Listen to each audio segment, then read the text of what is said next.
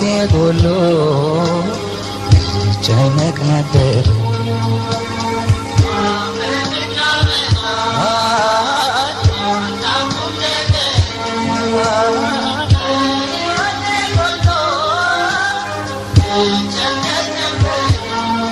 ከዘመድ ሰላምታ ሲመጣ ደብዳቤ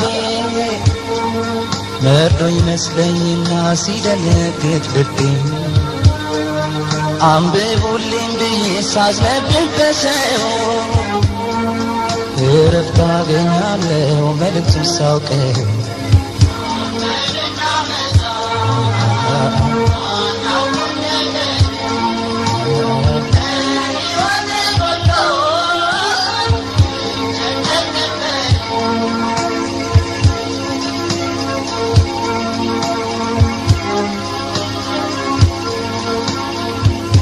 እሺ እንግዲህ በአንድ ወቅት እናቶቻችን መሰረተ ትምህርት ሲማሩ ነው መሰረተ ትምህርት ላይ ደህና ዋላችሁ ተማሪዎች በእውነቱ የማንበብ ችሎታችሁ ከጊዜ ወደ ጊዜ እያደገ ነው የመጣው ይሄ ነው የሚያስፈልገው በአጭር ጊዜ ውስጥ በእውነት በጣም የሚያስመሰግን ነው የሚያስመካ ነው በእውነቱ እስኪ አሁን ለምሳሌ ይሄ ምን ይላል እንደነሚላ እናቴ ቆይ የኳይነ ደከማ ሆነ ሰንጃ ወርቅ ታይሻለ እንደው ቆይ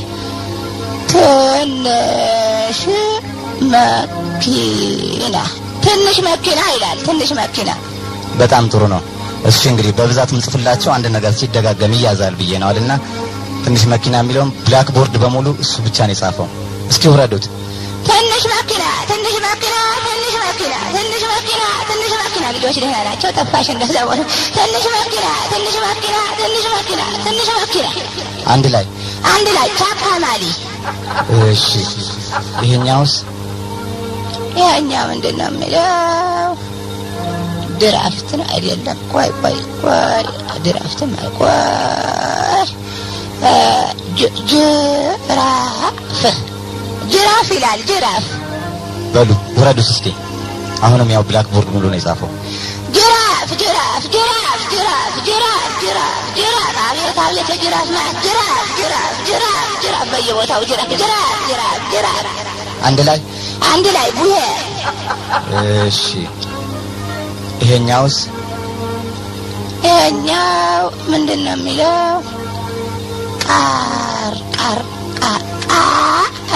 ቃሪያ ይላል ቃሪያ ወረዱት ወደ ታች ቃሪያ አቤት ቃሪያ ማለት ቃሪያ አንድ ላይ ፈረሱላ በርበሬ እሺ ይሄኛው ምንድነው የሚለው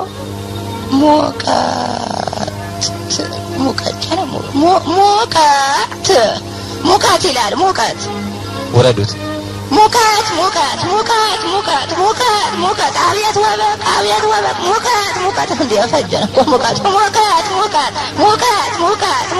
ሙቀት ታች ነገረኛ ላስቀምጥ ላይ ሲያወጣ ሙቀት አንድ ላይ አሰብና ጅቡቲ እሺ ይሄኛው የመጨረሻ ነው ይሄ ምን ይላል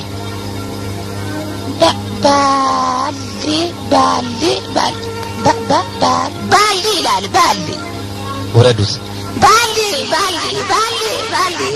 አቤት ባልዲ አይነት ባልዲ ጌታ እንደሆነ ባልዲ አንድ ላይ በርሜል እሺ እንዴት ነው ይጨመርላችሁ እንደ አንድ እሺ ጨምራለን እንግዲህ እሺ ይሄኛውስ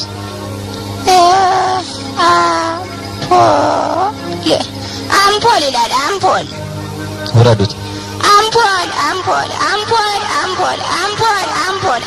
አየደ ቆጣሪ ማለት አምፖል አንድ ላይ መብራት ኃይል እሺ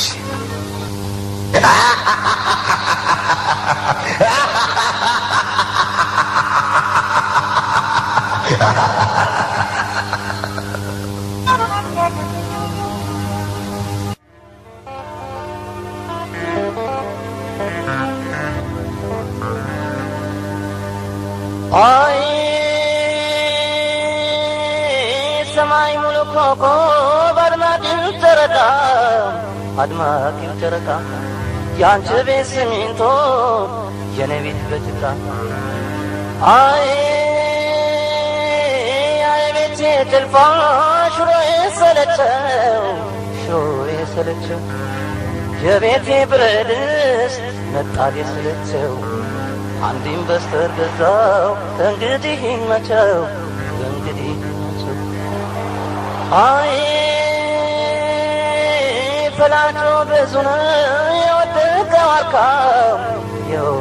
አልካ አንድ ወሬ መጥቷል ከወዳ ጉድና ገበና ከኋላ ነው ለካ ምን ነበር ክሊንተን ሞኒካን ባይነካ አይ ሞኒካ ወራጅ ለአሜሪካ ምን አለ ክሊንተን ሞኒካ ባይነካ አይ ክሊንተን ሲምሉ በልደሚስታቸው ክሊንተን ሲምሉ በውድ አገራቸው እመቤቴ ማርያም አጋለጠቻቸው አይ ለካሞች አይገኝ የቀበጡ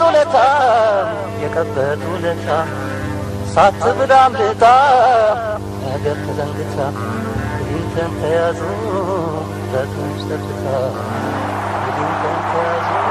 በትንሽ ጠብታ አይ ከሰው ሁሉ በላይ ከእግዚአብሔር በታችን የሚሏት ነበረች ታላቋ አሜሪካ ተሰራች ዛሬ እሷም በሞኒካ እንደ አምላክ በስተቀር ትልቅ የለም ለካ አሜሪካ ተሰራች በሞኒካ አሜሪካ አይ አገራችን ሰዎች በጣም ተጠንቀቁ የሰረቁ ስጋ ያስይዛል መረቁ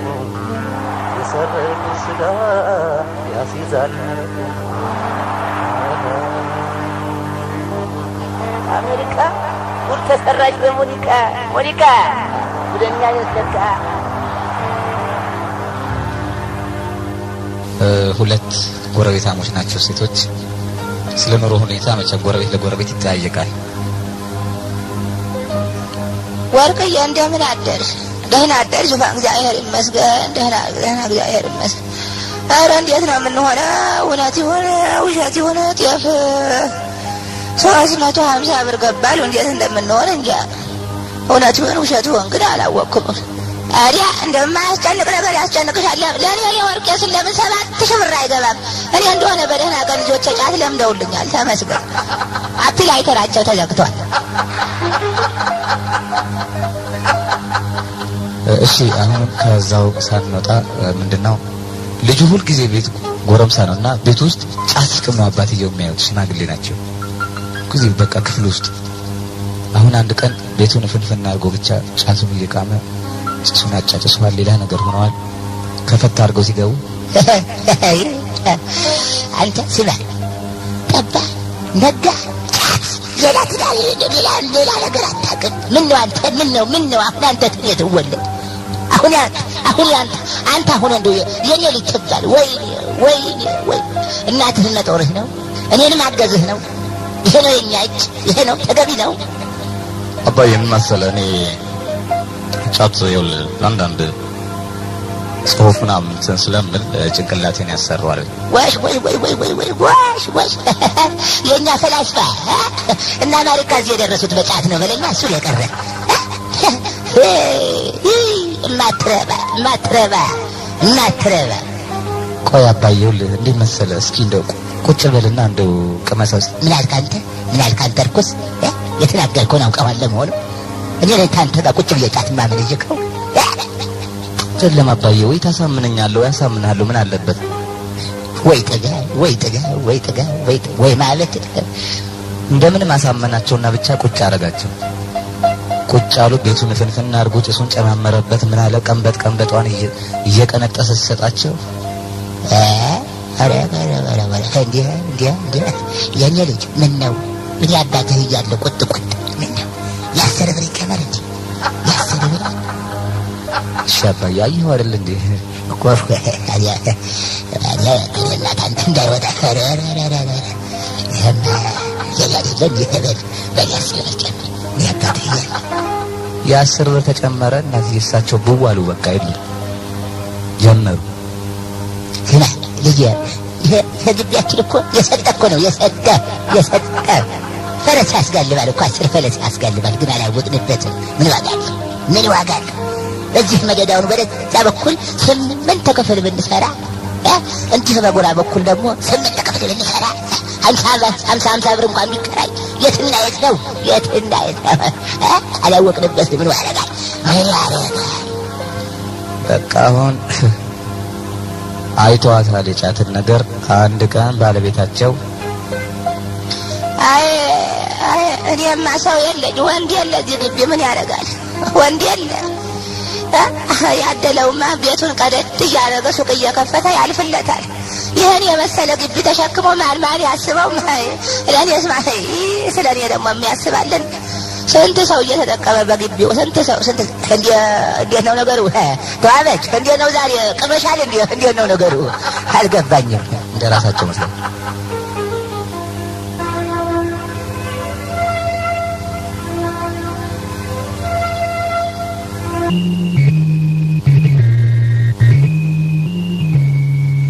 መቼም ሰው አምሳያውን አግኝቶ በትዳር ዓለም የተከለለ ሰው በጣም እድለኛ ሰው ነው በእውነት ጋብቻ ክቡር ነው እና ልጅቷ ቤት ሽማግሌዎች ይላካሉ ለሰርግ ማለት ነው እና እዛ እንደደረሱ ቤተ ዘመድ ግጥም ብሏል አባት ስሙና ጋብቻ ማለት ቀላል ነገር አይደለም ለመሆኑ ሰውየው ምንድነው ለምንድነው የምታጣድፉን ምንም ነገር እኮ የምናውቀው ነገር የለም እንኳን ጋብቻን የሚያህል ነገር ከብት እንኳን ሲገዛ ጊዜ ይፈታል ምንድነው ድፍንፍን ያለ ነገር የምታጣድፉን አንድ ነገር እኮ የምናውቀው ነገር የለም ምንድነው እሱ ስለ ሰውየው ሁኔታ ለምን አትነግሩን እሺ እንግዲህ ቤተ ዘመድ ስለ ወንድማችን ሁኔታ ማለትም ስለ አግቢው ሁኔታ ለመግለጽ ያህል አንድ ትልቅ ዳቦ ቤት በእውነት አንድ ትልቅ ዳቦ ቤት የማነጉት ነው እንጂ ሆይ ጉድ እንዴት አለ እድለኛ ነች በእውነት እድለኛ ነች እንደዚሁም ትልቅ ጋራጅ አቤት ወይ ጉድ በደለዋን ቆጥሮና ትልቅ ጋራጅ እንደዚሁም ደግሞ ትልቅ ሆቴል አቤት ተፋሰች እንጂ በእውነት ይሰራ ነበር ወጥቷል እንዴ ታዲያ ስራ ፍለጋ ነው የመጣችሁት ወይስ ጋብቻ ነው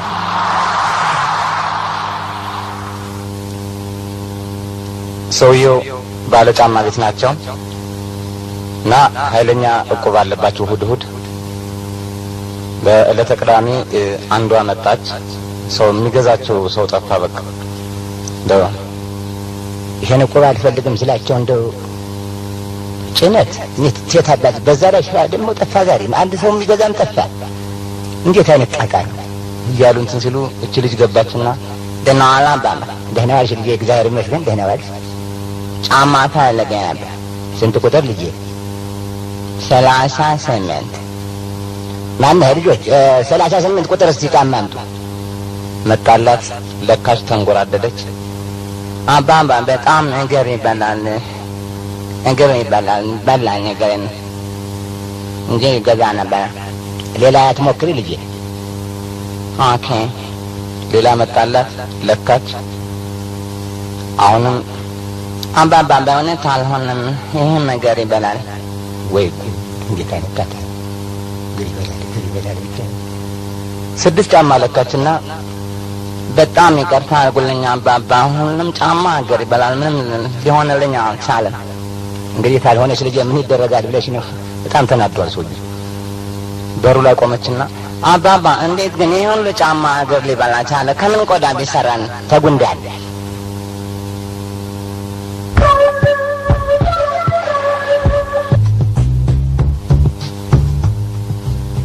ሁለት ሴቶች መንገድ ላይ ይገናኛሉ እና ወደ ረፋድ አካባቢ ነው ሴትዮዋ የት ነው የምትበጀው ልጄ? ኧረ እባክዎት የሚገርም ነገር ነው ይሄ። ትንሹ ልጅ ህፃኑ የወሎት አባቱ የእሱ ነገር አይሆንለትም። በቃም ጧት ቢጫ ቱታ አድርጎ ያቅፋል። ስራ ከመሄዱ በፊት እሱ ሳያቅፍ በቃ አይሄድም። አሁን በቃ የቱታው ነው መሰለኝ ቢጫ ስለሆነ በቃ አይኑ ቢጫ እየሆነ መጣብኝ። አሁን ገና ከሆስፒታል መምጣቴ ነው የአይኑ ጉዳይ አሳስቦኝ። እንዴ ምን ነካሽ እንዴ? ስትናገሪ በዚህ ዘመን እንደው አይሰበብሽም እንዴ? ነውር አይደለም እንዴ? አባቱ ብቻ ስላደረገ አይኑ ብቻ ሆነ ያለኝ እሱስ መሰለሽ እንዴ? ወለድኩ ልጅ ሆነ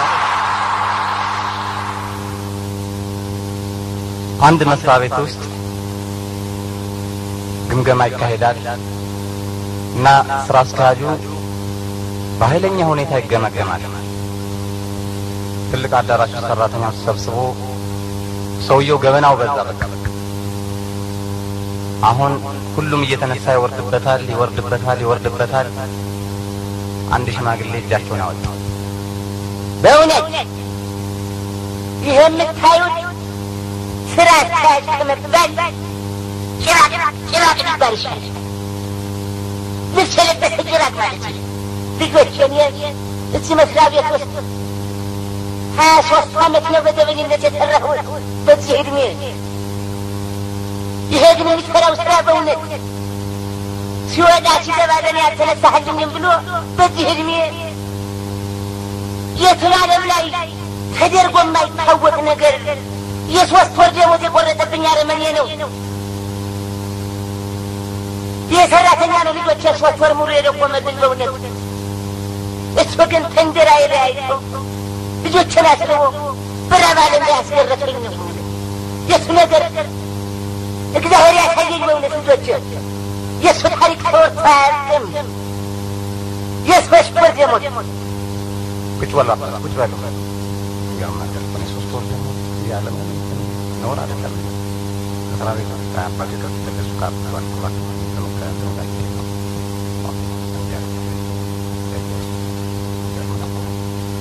ሌላ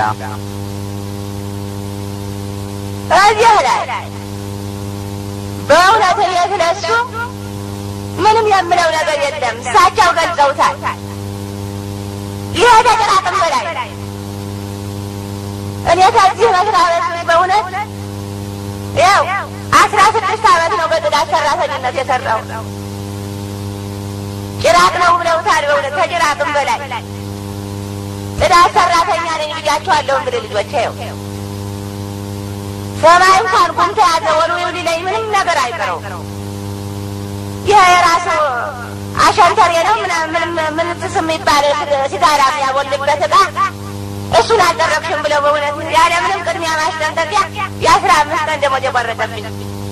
እመቤቴ ማርያም ታሳየኝ እሱ ነገር በእውነት ታሳየኛለች። ደግሞ የበየረሻ ግፈኛ ቁጭ በሉ ማማ። አዎ ምንም ጉዳይ አያይዞ ሌላ በጣም ሞልቃቃ ወጣት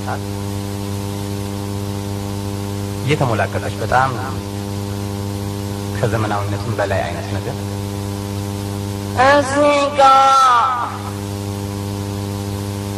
እሺ ምንድነው እዚህ ጋር እኔ የምናገረው ነገር አለ። እኔ አንድ ቀን ቢሮ አስጠራኝ። ከዛ በኋላ እኔ ስራ አስኪያጅ ነው ምንም ነገር አልጠረጠርኩም። ከዛ ግቢ አለኝ ገባ። ከዛ በኋላ በሩን ዘጋ። አሁን እኔ ስራ አስኪያጅ ስለሆነ ምን ብዬ እጠረጥራለሁ? በሩን ዘጋውና ጫማሽን አውልቄያለሁ። ከዛ በኋላ ስራ አስኪያጅ ነው ምን ብዬ እጠረጥራለሁ? ጫማዬን ነው አለኩ። አሁንም በቃ ምንም ነገር አልጠረጠርኩም። ሱሪሽን አውልቄያለሁ። ከዛ በኋላ አሁንም ስራ አስኪያጅ ነው ምን ብዬ እጠረጥራለሁ? ስራ ጉዳይ ነው ተኛው አለኩ። ከዛ በኋላ ከላይ ለበስሽን አውልቄያለሁ። ከዛ በኋላ አላለኩም። በቃ ሁሉን ለምን በቃ አላለኩኝ። እሱ ነው አላለቀ። ምንም ነገር አልጠረጠርኩም። እስከዛ ድረስ ምን ነገር አልጠረጠርኩም። ለምን ስለስራ ጉዳይ ነው ብዬ እርቃሽ ስለቆረና ወንበር ላይ ቁጭ ብያለሁ። ቁጭ አልኩ። ከዛ በኋላ ነይና እሱም ቁጭ አለ። ከዛ በኋላ ነይና እዚህ ላይ ቁጭ ብያለሁ። እስከዛ ድረስ ምንም አልጠረጠርኩም። የኔ መግት በቃ እንዴ አንቺ ስትወልድ ይጠረጥራለሽ። ሌላ አልጠረጠርኩም ብላለች።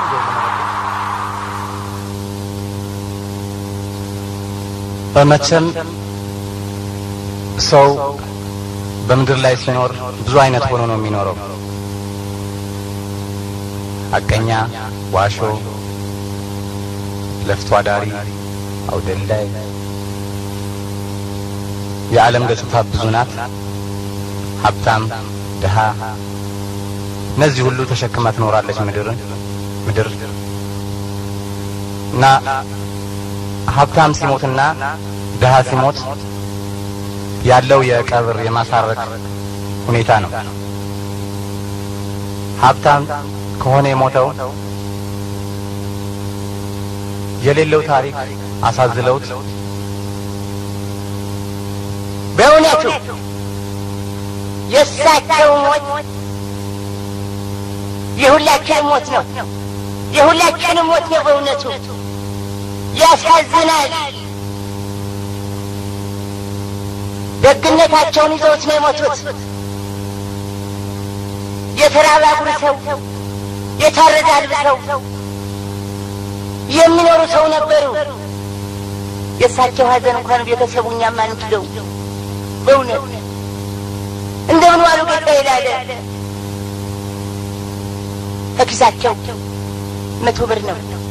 ቤተሰብ ሰፋ አድርጎ ለጠየቀ እስከ 300 ብር ነው። ይህን ደግነት ነው ዛሬ ያጣ ነው። በእውነት መቼም ደግ ሰው አይቆይም። የእሳቸው ሞት በእውነት አጥንት ዘልቆ የሚቆረቁር ሰውን ደግን ለምን አወኩ የሚያሰኝ ሞት ነው በእውነት። ምን ያደርጋል እንግዲህ እሳቸው ወደኛ አይመጡም፣ እኛ ነን ወደ እሳቸው የምንሄደው። ደግነት ከንቱ ቀረ። ባባኮት በቃ ሰው ተጉላላ ያሳጥሩ።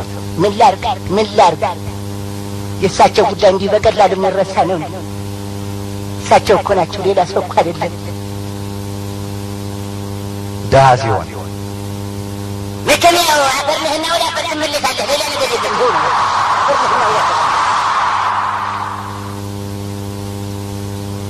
ሁለት ሰዎች በተገናኙ ቁጥር አንደኛው ሰውዬ ተምሬያለሁ የሚል አይነት ነው። በቃ የትምህርት ቤት በር ለሱ ብቻ እንደተከፈተ አድርጎ የሚቆጥር አይነት እና አንደኛው ደግሞ ባለሱቅ ነው። ሁልጊዜ እዛ ሱቅ በሄደ ቁጥር ለማናናቅ ይሞክራል እና ያኛውም ይመልስለታል ባለሱቁም። አንድ ቀን ከሩቅ ሲመጣ ከርቀት ሲመጣ ያው እንደለመደው ደግሞ አሁን ደግሞ ጉራ ሊቸረችር ነው። አለኔ በስተቀር ሰው የለም፣ አለኔ በስተቀር አዋቂ የለም። የሚገርም ነገር እኮ ነው። ወይ ጉድ! ዛሬ መጨረሻ ነው። አንድ ነገር ቢናገር ልክ እኮ ሰጥቼው ወደ የሚልበት ይላል። መረረኛ ሆነ። እኔ እንደዚህ ነኝ፣ እኔ ተምራለሁ፣ እኔ ታዲያ ለእኔ ሲበርግ ዘግቶ የተማረ ማለት ነው። መጣ እንዳለው ፋራስ ዳና ደህና እግዚአብሔር ይመስገን። እንዴት ነው ስራው?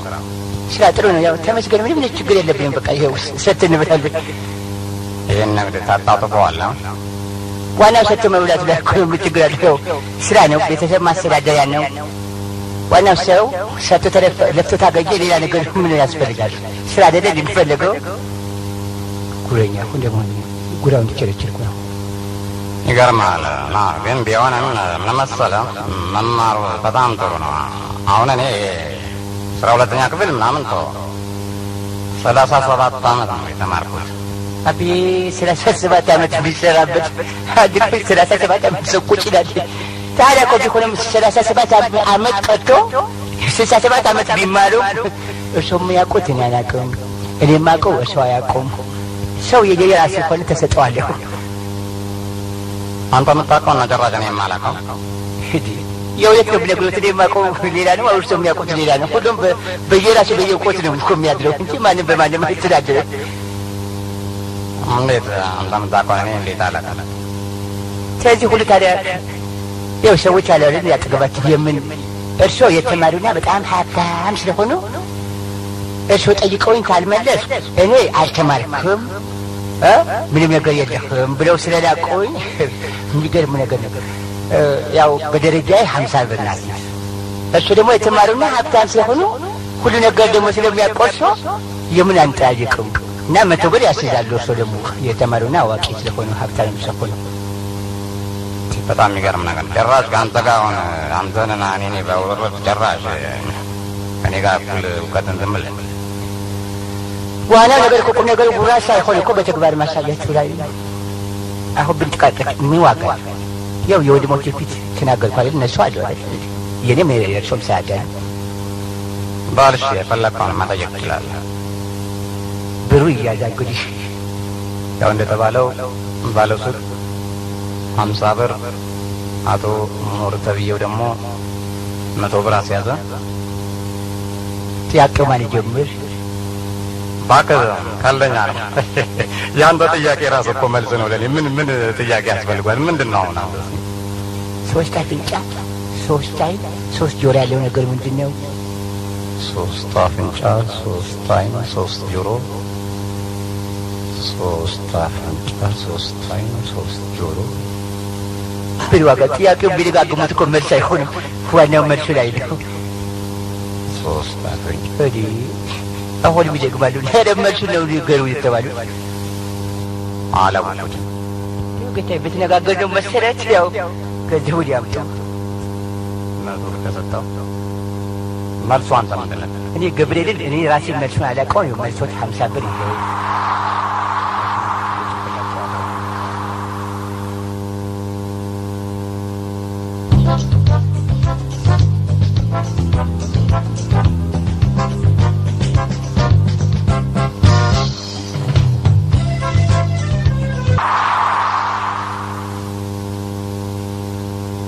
ፈረንሳይ ውስጥ የተካሄደውን የዓለም ዋንጫ በተመለከተ ነው እና በዛን ሰሞን ሁሉም ስፖርቱን ይከታተላል።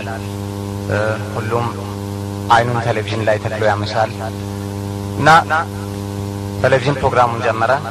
የስፖርት አፍቃሪዎቻችን በደቡብ ኮሪያና በሜክሲኮ በኩል የሚደረገው ጨዋታ በቀጥታ የምናስተላልፍ መሆኑን እያበሰርን ጨዋታው ከትንሽ ደቂቃዎች በኋላ ይጀመራል።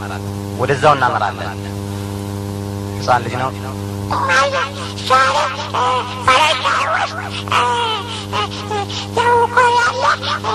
ሜክሲኮ ይጫወታል።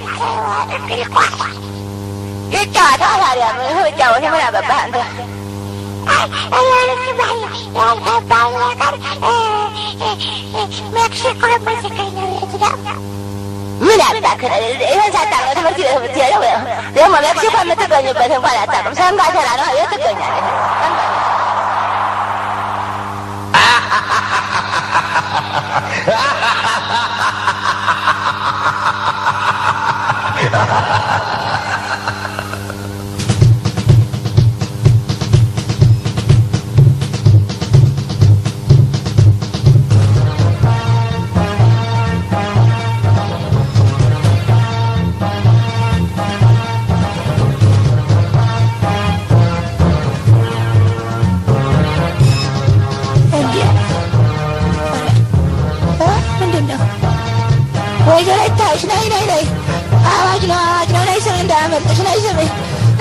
እነዚህ ልጆች ደግሞ በጊዜ ግቡ ባሉ አይሰሙና ምን አባቴ ይሻለኛል። ራሱን እሱ ነው ታዲያ አዋጅ ነው። ስለምን ይሆን ደግሞ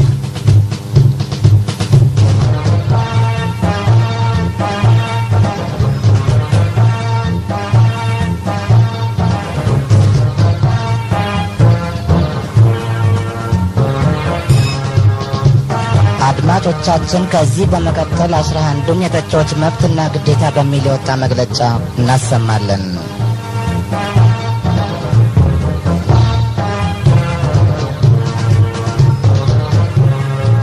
ማንኛውም የአልኮልና ሌሎች መጠጦች ሱስ ያሉበት ሰው የሚከተሉትን መመዘኛዎች ማሟላት አለበት። ይህም ሲባል የለስላሳና ሌሎች ጣፋጭ መጠጦች ተጠቃሚዎችን አይመለከትም። አንደኛም ከምሽቱ 12 ሰዓት በኋላ ምንም አይነት የአልኮል መጠጦች በማይገኙባቸው ቤቶችና በህዝብ መተላለፊያ መንገዶች ከማንኛውም ሰው ጋር ቁም ነገር መነጋገር አጥብቆ የተከለከለ ነው። ይህም የሚሆነበት ዋነኛው ምክንያት ወርቃማ የመጠጫ ሰዓት በከንቱ መባከን እንደሌለበት ስለታመነበት ነው። ሁለተኛም ማንኛውም ሰካራም መጠጥ ቤት ሲገባ ለመሰለቹ ተገቢውን ሰላምታ መስጠት ይጠበቅበታል። 3 ቀደም ብሎ በመግባትና በአፍላ ሞቅታ ላይ የሚገኙ ሰካራሞች ዘግይቶ ለገባው ሰካራም ግለሰቡ እስከሚያዝ ድረስ ከየመለኪያቸው የማስጎንጨት ግዴታ አለባቸው። 4 ማንኛውም የሰካራሞች አባል ምግብ እንብላ፣ መጠጥ በቃን፣ መሸ፣ ወደ ቤት እንሂድና ሚስቴ ትጠብቀኛለች ከሚሉ ኋላ ቀር አነጋገሮች መቆጠብ አለበት። 5 ማንኛውም የሰካራሞች አባል መድኃኒት ውጭ ያለው ሐኪም ቤት ሄዳለሁ በማለት ግብዣን አልቀበልም የሚል አባል ቢገኝ በ24 ሰዓት ውስጥ ከአባልነት እስከ መወገድ ሊደርስ ይችላል። ምክንያቱም የተባበሩት የአልኮሎች ሆስፒታሎች ተገቢውን የውስጥና የውጭ ሕክምና ከመስጠት ባሻገር ካልተቻለም ለሞትና ለመቃብር ሪፈረንስ ስለሚጽፉለት ነው። 6 ማንኛውም ሰካራም ከመሰል ሰካራሞች ጋር እየደበደቡን እየተደበደበ አብሮ መኖር ግዴታ አለበት። 7 በአንድ መጠጥ ቤት ውስጥ ጸብ ቢነሳ ለጸቡ ድምቀት ሲባል የሚወረወሩ መለኪያዎች፣ ባዶ ጠርሙሶችና ድንጋዮችን የማቀበል ተግባር ከእውነተኛ ሰካራሞች የሚጠበቁ ግዴታዎች ናቸው። ይህም በግርግሩ መካከል ሂሳብን ሳይከፍሉ ለመውጣት ያመቻል ተብሎ ስለታመነበት ነው። 8 ማንኛውም ሰካራም ከመጠጥ ቤት ከወጣ በኋላ መኖሪያ ቤቱ ከመድረሱ በፊት ሰፈሩን በተለያዩ ስድቦችና ቢቻል በከፍተኛ ጩኸት ማድመቅ ይጠበቅበታል። ይህ ካልሆነ ግን የሰካራሞችን ወኔ እንደሰለበ ተቆጥሮ በ24 ሰዓት ውስጥ ከአባልነት እስከ መወገድ ሊደርስ ይችላል። 9 መኖሪያ ቤት ከደረሱ በኋላ በውድቅት ሌሊት በርን በእጅ ማንኳኳት ለተለያዩ አደጋዎች ስለሚዳርግ በእግር ቢሆን ይመረጣል። 10 በሩን የሚከፍተው ግለሰብ አስቀድሞ በሁለት ቡጢ አይን አባቱን ማጥፋት፣ ቤት ውስጥ አትጠጣ፣ አትቃም፣ አታጭስ በማለት የጠጪውን ጆሮ የሚያሰለቹትን ቤተሰቦች አይነተኛ ማስደንገጫ መሆኑ ስለሚታመንበት ነው። 11ኛም ጠዋት ወደ መስሪያ ቤት ሲገቡ ምንም አይነት የትንፋሽ መለወጫ መድኃኒት መጠቀም አጥብቆ የተከለከለ ነው። በተለይም ቁርስ ከሚባለው አደገኛ እጽ መጠንቀቅ ያስፈልጋል። ጳጉሜ 29 1949 አዝብጤ ጨለጤ ሰካራሞች ሊቀመንበር አዲስ አበባ። ይህ መግለጫ በባንኮኒና እንደዚሁም በመለኪያ ታትሞ ከወጣበት ዕለት አንስቶ የጸና ይሆናል።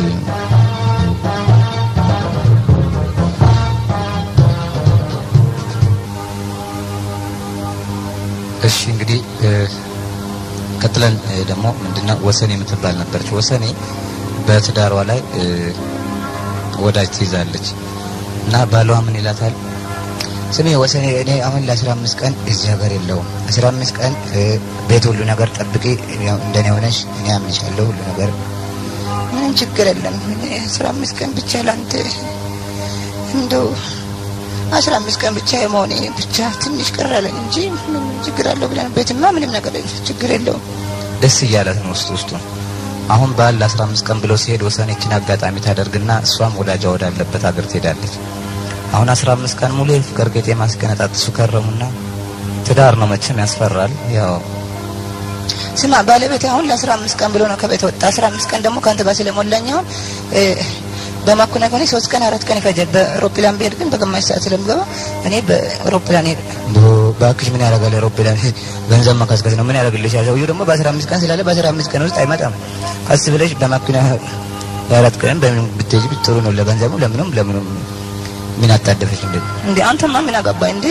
እኔ እኮ ምንም ቢሆን ትዳር እኮ ነው። አሁን እንዴ ልብን ከሰራ በኋላ እንዴ ምንም ቢሆን እኮ ባለቤቴ እኮ ነው። ቢሰራት ቢለምናት ምን ቢላት እምቢ ትልና በአውሮፕላን ስትሄድ አውሮፕላን ከላይ ይወርዳል። አሁን መርዶ ቀድሞ ከባል ቀድሞ ለማን ይመጣል? ለወዳጅ ኳኳኩ። ምን ነው በደህና? ምን በደህና ነው? ወሰኔ ያረፈች ምን ሆነ? ከአውሮፕላን ላይ ወተኔ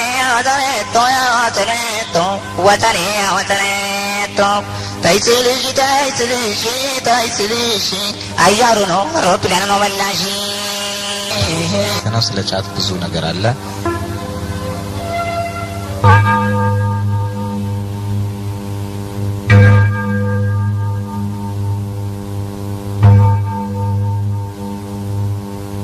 አድማጮቻችን በእኔ ሰዓት አቆጣጠር በጣም ብዙ ነው። ከዚህ በመቀጠል ለ20 ዓመታት የሚያገለግል ዜና እናሰማለን። አባቢ ሞርዘን አይከንሰም ለእንግሊዝኛ ዘፈን አጨማልቀው ይዘፍኑ የተገኙት አንዲት ቀበጥ መለኩሴ ከገዳም ወደ መዲናችን አዲስ አበባ ከተማ እንዲገቡ ተፈረደባቸው ተባለ። ቆባቸውን በሐራጅ እንዲሸጥ ተወስኖባቸዋል ተብሏል። 39 ድራፍት ጠጥተዋል ሰክራ ያለ አንድ ለፍዳዳ ሰከራም በትላንትና 2 ፋብሪካው ድረስ በሜዳ 12 ኩንታል ብቅል እንዲበላ ተፈረደበት ተባለ። 12 ኩንታል ብቅሉን ወዲያውኑ በላው። በላዩ ላይ 8 ባልዲ ውሃ ጠጣበት። የተበላሸ ጠላሸናሉ። 989 ብሎ የመለሰ አንድ ደደብ የሂሳብ ተማሪ የሂሳብ መጽሐፍቶችን እንዲበላ ተፈርዶበታል ተብሏል። የሂሳብ አስተማሪው በመረስ ሲናገሩም እንደዚህ አይነቱን ዜጋ ከማስተማር ሙያዬን እቀይራለሁ አሉ በማልቀስ። ይህ መማር አይደለም እላዩ ላይ ትምህርት ቤት ቢሰራ አይገባውም ነበር ያሉትም ደደብ። አሁንም ከትምህርት ቤቱ ሳንወጣ ሉሳካ የሚለውን ልዑል ካሳ ብሎ ያነበበ አንድ የ12ኛ ክፍል ተማሪ ከትምህርት ቤቱ እንዲባረር አስተማሪው ወስነውበታል ተብሏል። አስተማሪው ራሳቸው በርዕሰ መምህሩ ተፈተኑ። ጀርመን የሚለውን ጀመርን ብሎ ያነበቡት እሳቸውም ከትምህርት ቤቱ ተባረሩ። ርዕሰ መምህሩ ብቻ ቀሩ። ካላመናችሁ ሄዳችሁ አጣሩ። ልጃገረድ ተማሪዎች ከአስተማሪዎቻቸው ጋር የሚያደርጉት መሽኮርመም የማርክ ጨምሩልኝ ጥያቄ ነው ሲሉ የአንድ ትምህርት ቤት ዘበኛ አጋለጡ። እኚህ ዘበኛ ለ8 ዓመታት ያህል ጽኑ ግድጋል የሰጠ መሆናቸውንም ገልጸዋል። ጅባትና ሜጫ የሚለው የጋዜጣ ርዕስ ጅማትና ጫማ ብሎ ያነበቡት አንዲት አሮጊት ለ8 ዓመታት ያህል የመሰረተ ትምህርት እንዲማሩ ተፈረደባቸው ተባሉ።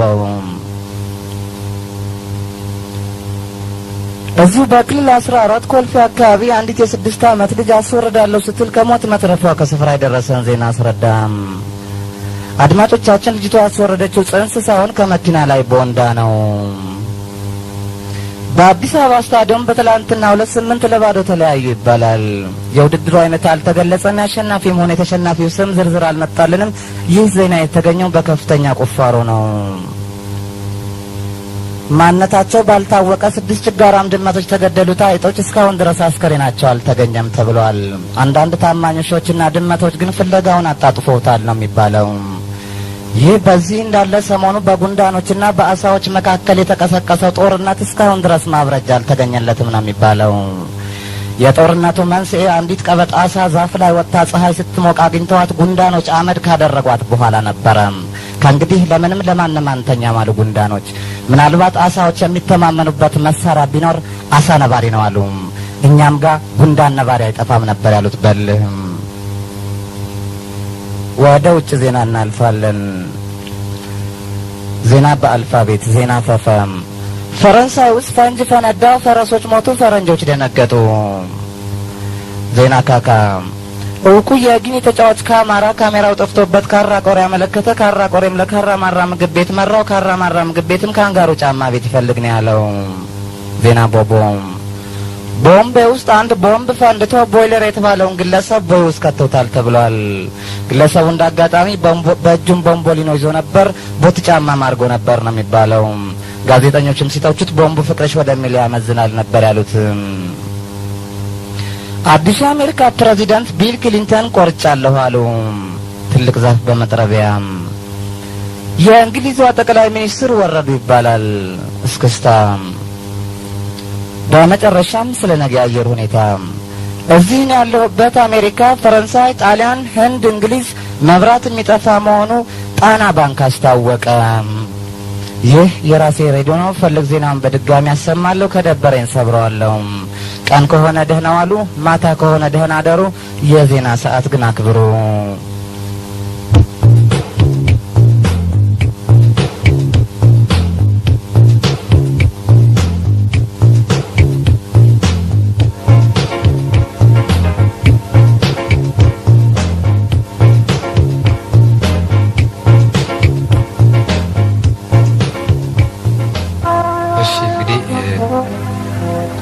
ነው። በመጀመሪያ ይቅርታ እና እንዴት ነው ቃለ መጠይቅ ነው። ቃለ መጠይቁ ትግሬ፣ ኦሮሞ፣ ጉራጌ ሆነው ነው የሚጠየቁት እና ጋዜጠኛው ምን ይላል? ማን ወንድሜ ዘራጋብር ጠዋት ከእንቅልፍ ስትነሳ 1 ሚሊዮን ብር ትራስ ስር ብታገኝ ምን ታረግበት?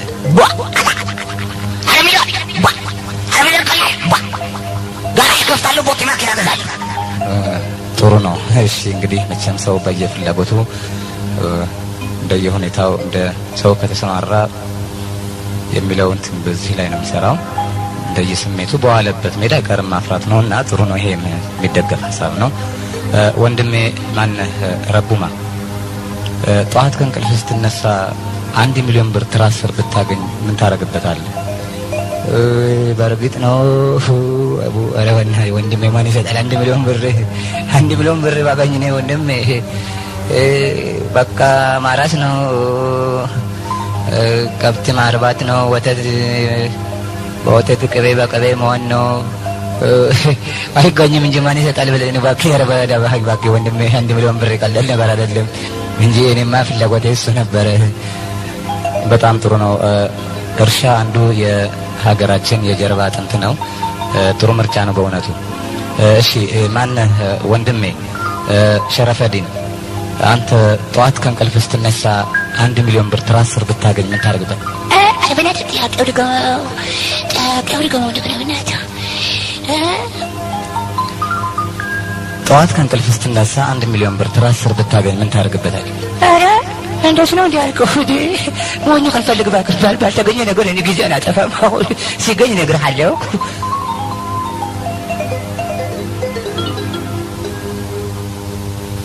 እሺ እንግዲህ አድማጮቻችን ከዚህ በመቀጠል ደግሞ አዝናኝ ሙዚቃ ይኖረናል።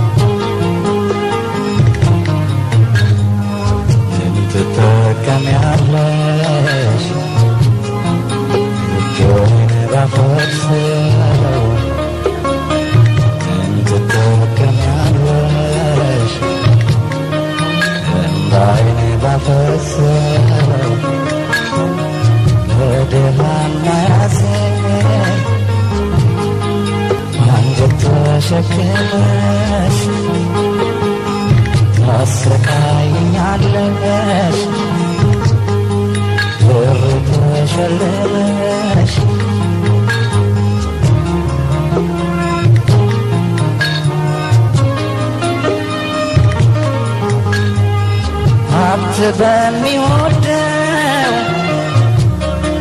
በስግብግብ ልብሽ ገንዘብ በሚወደው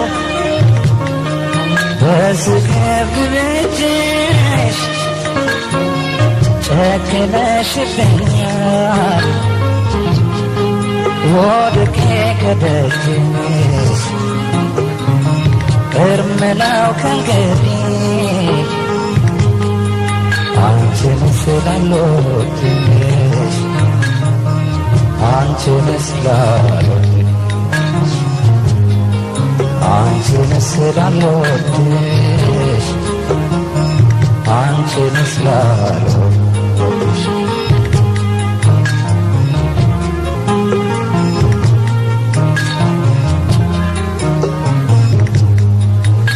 ስራመዳ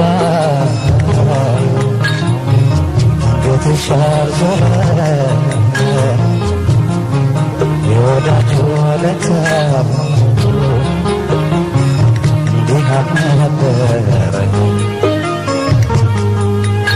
ስራመዳ ገትሻል ዞረ ወዳጅ ወለታ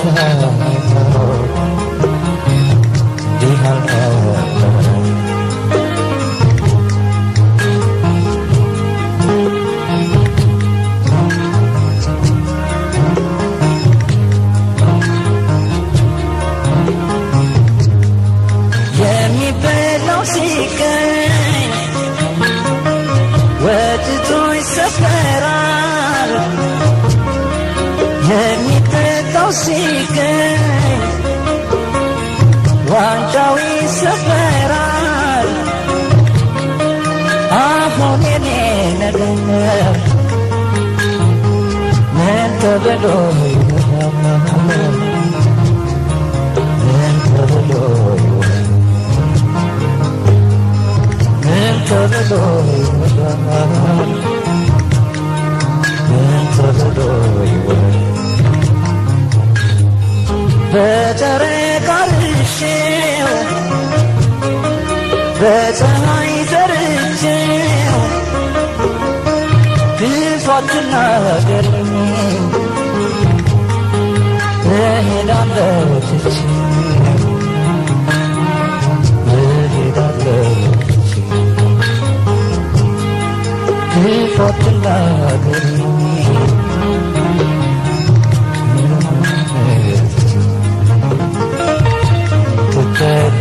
ትጠቀሚያለሽ ወዶኔ ባፈሰሰው ትጠቀሚያለሽ እንዳይኔ ባፈሰሰው ለድሃም ማያዘን አንጀት ተሸክመሽ ታሰቃይኛለሽ ወርቅሽን ታሰቃይኛለሽ ወርቅሽን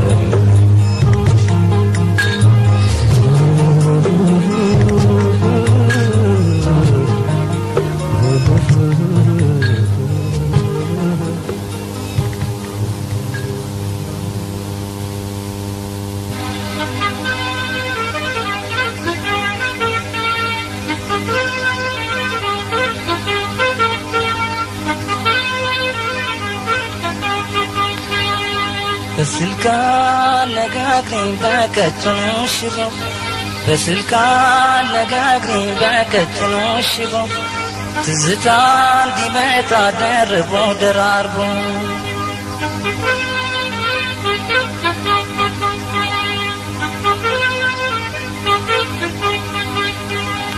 እሺ እንግዲህ የስልክ ነገር ከተነሳ አንዳንድ ሰው በጣም ተደጋጋሚ የስልክ ስህተቶች የሚሳሳት ሰው አለ።